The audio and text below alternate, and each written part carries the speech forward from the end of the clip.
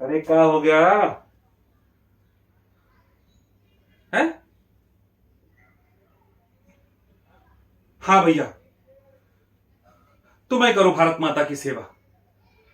काय कि अपनी माता की सेवा कराने हम जो होते, साला खेत हम जोते हैं, जमीन के झगड़े लफड़े सबसे हम निपटे, अम्मा की दवाई से लेकर बच्चों की पढ़ाई तक की जिम्मेदारी हम उठाएं और तमगा तुम्हारी छाती पे लगे।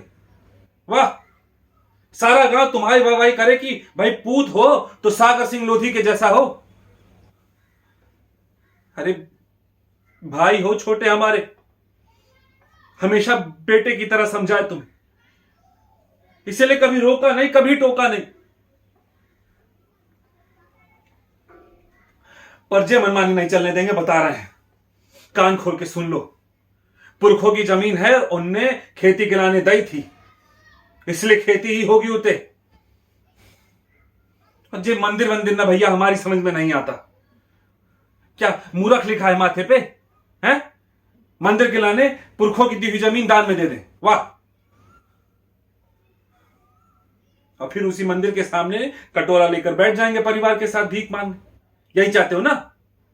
अरे चाहते हो तो बता दो भैया, कल ही बुला के ले आते हैं वकील को और कर लेते हैं सब बराबर बराबर, आधा आधा हिसाब बराबर।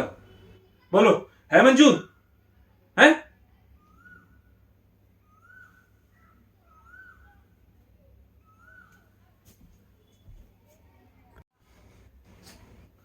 क्या हो गया भैया?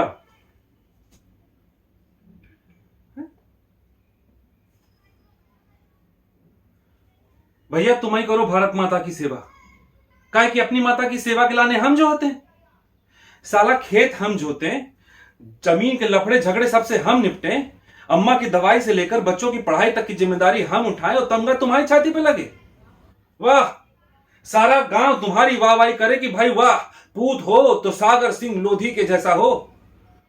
अरे भाई हो हमारे छोटे, हमेशा अपने बेटे की तरह समझाए तुमको, इसीलिए कभी रोका नहीं कभी टोका नहीं। पर जे मनमानी ना चलने देंगे, हम बता रहे हैं। हाँ, पुरखों की दी हुई जमीन थी और उनने खेती गलाने दी थी, इसलिए खेती ही होगी उते।